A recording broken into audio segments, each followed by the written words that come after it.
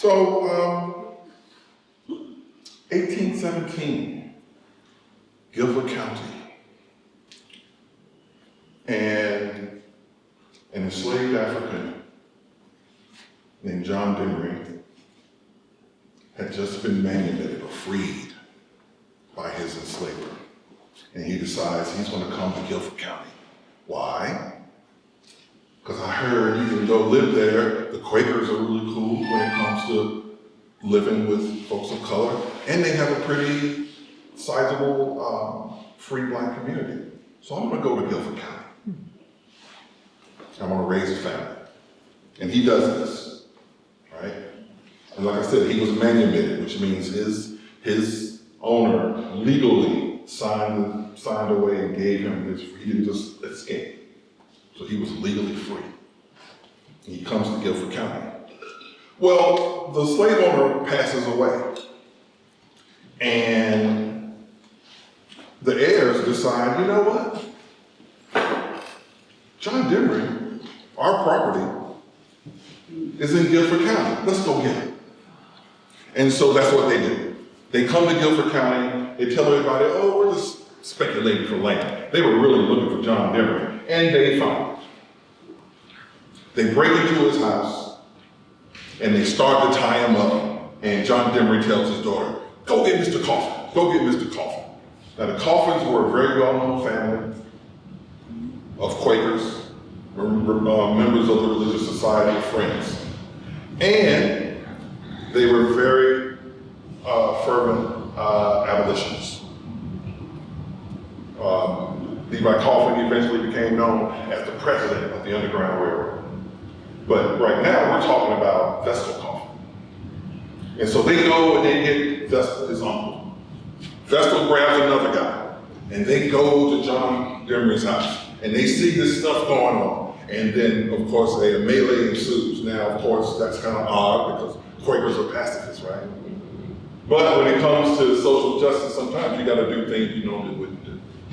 And so the melee ensues, and while they were able to free John Demery, they were able to get him and his daughter, and they sent him to the New Garden Woods, which we now call the Guilford College Woods.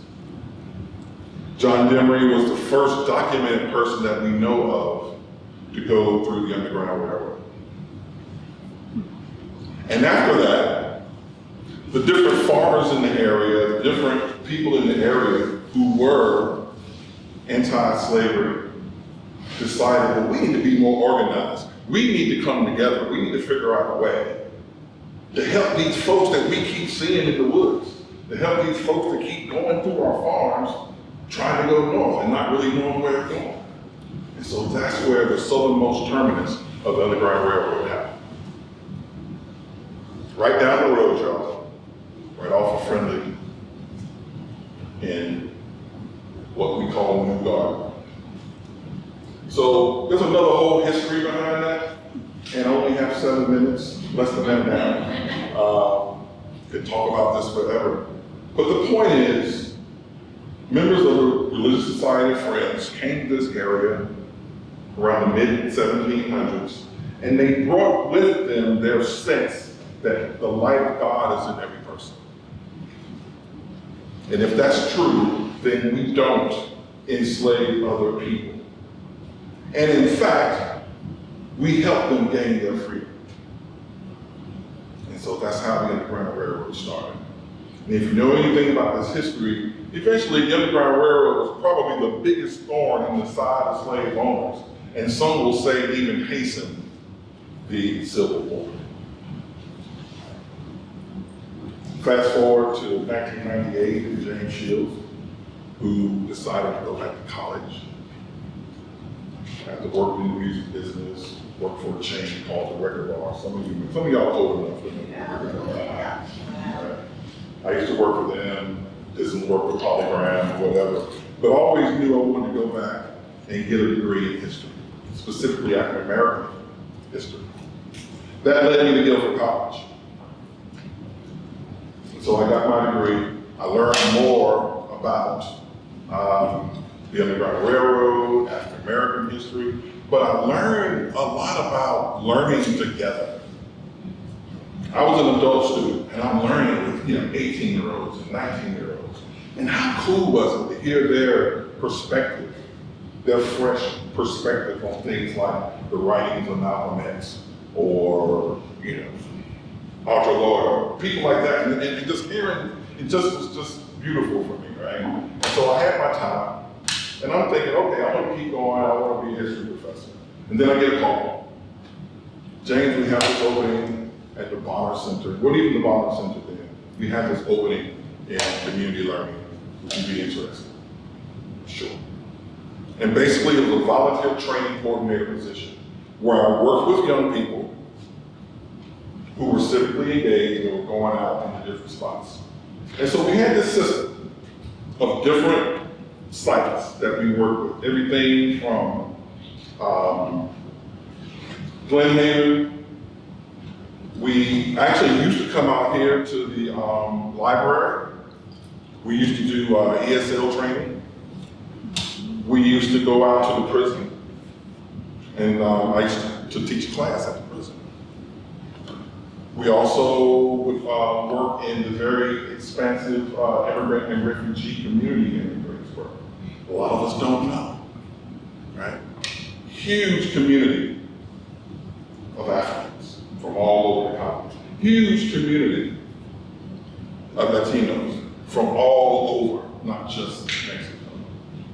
Southeast Asian community, huge. Montagnons, Karen, other groups that are here. And we had the blessing to be able to work with those communities and to be able to see the cooperative spirit that they had working together as communities dealing with the challenges of being an immigrant, being a refugee in a strange land. Just like those folks on the Underground Railroad.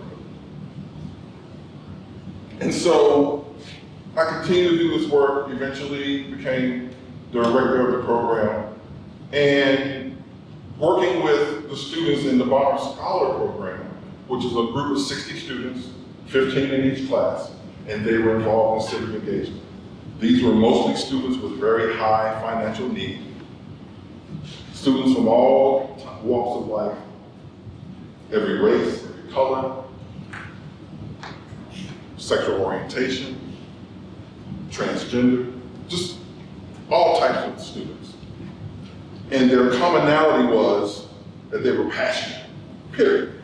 Not necessarily passionate about anything, because when I get them, there's this fire, and there's a passion. You can do two things. You can tamp it down, say, now, little kid, you need to learn a few things.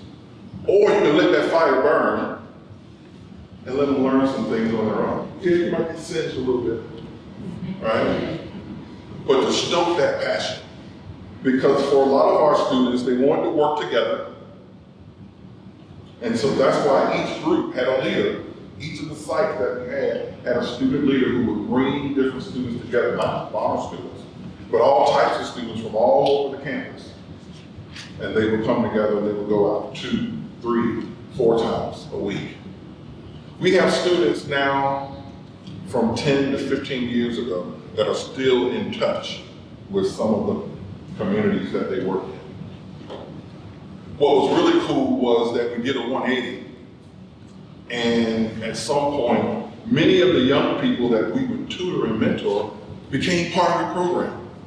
And they actually became Guilford College students. A lot of places don't do that, right? They go out, they work with students, they tutor, they mentor the student, and then they become seniors, and there's no offer of a scholarship. The beautiful thing about that is, how cool is it to have a Montagnard youth run your service program for Montagnards?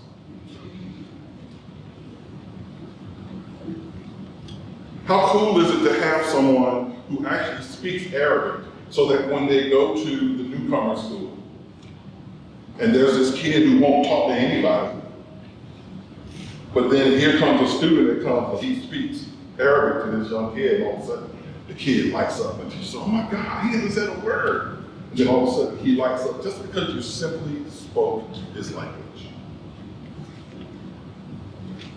And again, all that was about building community. And you don't build it overnight.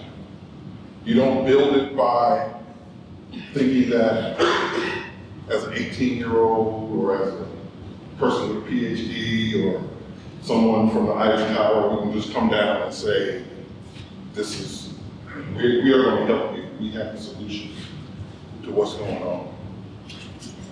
One of the last things I want to say when it comes to community, the thing that stuck with me and continues to stick with me when we talk about working in community,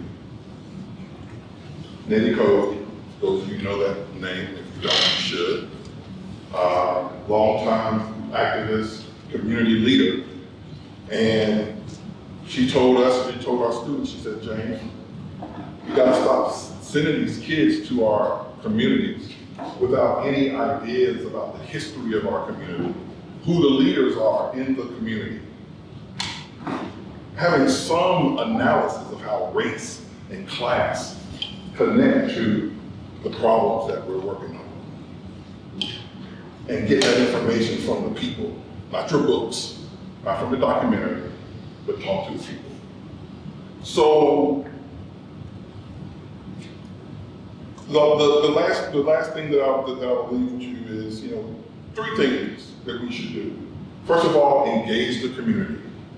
Don't be afraid, even if you just go to like a performing arts thing that's going on. Start with that, for example. The Montreal community, they have performances all the time where you can hear the music, see the dances, and it's beautiful. It won't cost you anything except maybe admission. And you don't really have to commit to anything except just being exposed. So engage the community in however way you feel comfortable. Educate yourself. Famous rapper said years ago, said, educate yourself because this society is geared to have us to hate each other. The longer we hate each other, the more we can't come together as humanity. And look at the knuckleheads that are screwing it up for everybody, right? And so part of that is we have to humble ourselves. Find some empathy. Sympathy doesn't work. You gotta have some feeling for what's going on. Until recently, because of COVID and everything, hadn't spent a whole lot of time downtown. And was downtown for the blues festival. I work with the blues folks, and I'm down there and I'm just seeing all of the folks that are living with homelessness. And I'm like, and I felt that I've never been homeless, not in that way, right? But I felt that. And you want to be able to take that feeling and turn it into action. So I just leave you with that. Engage, educate yourself, and then turn that empathy into action. All right? Thank you.